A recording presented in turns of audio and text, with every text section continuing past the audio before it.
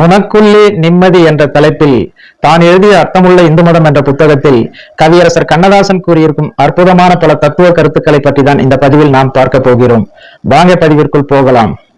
தேடுங்கள் கண்டடைவீர்கள் என்பது இயேசுநாதர் வாக்கு. எங்கே நிம்மதி, அங்கே கிடைக்குமா, இங்கே கிடைக்குமா என்று தேடினால் நீங்கள் காண மாட்டீர்கள்.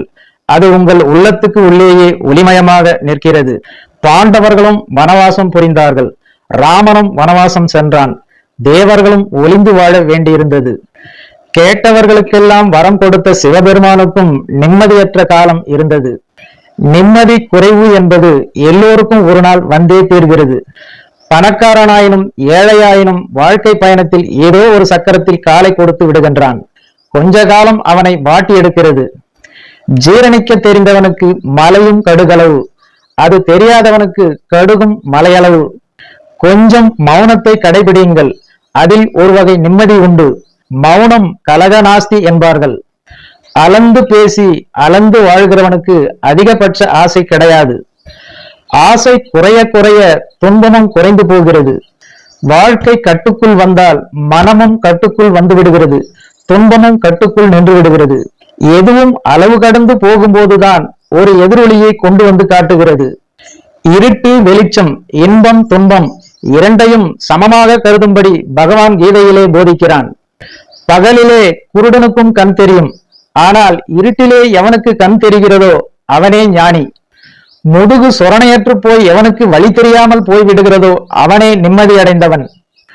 உடம்பில் உள்ள எல்லா வாசல்களையும் செம்மையாக அடக்கி மனத்தை உள்ளேயே நிலைநிறுத்தி உயிரை அறிவோடு நன்றாக நிலைநாட்டி தியானத்தை கை கொண்டு என்னையே நினைத்தவனாய் எவன் தன்னை மறந்து விடுகிறானோ அவன் பரம்பொருளை அடைகிறான் என்கின்றான் பகவான் கீதையிலே.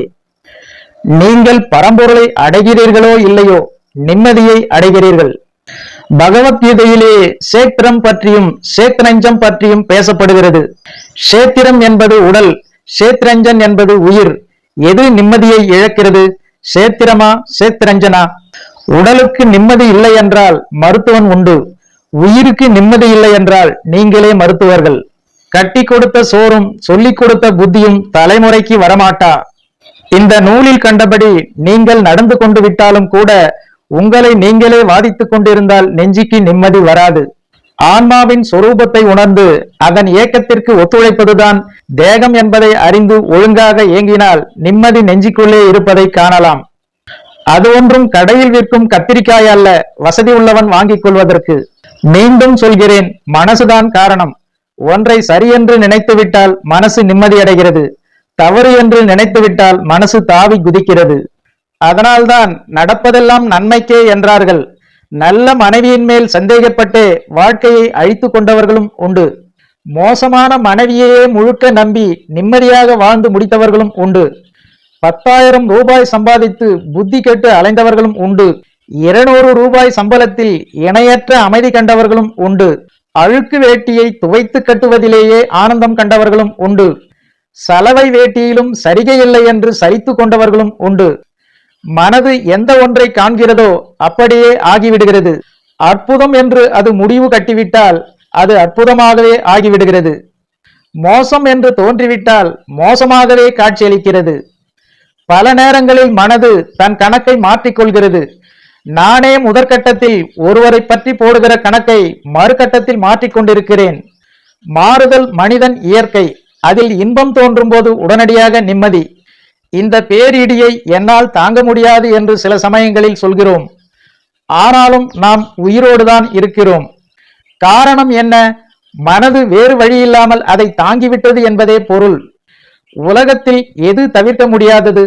பிறந்த வயிற்றையும் உடன் பிறப்புகளையும் தான் மாற்ற முடியாதே தவிர பிற எதுவும் மாற்றத்திற்கு உரியதே. நானே சொல்லியிருக்கிறேன், ஜனனத்தையும் மரணத்தையும் தவிர அனைத்துமே மறுபரிசீலனைக்கு உரியவை என்று.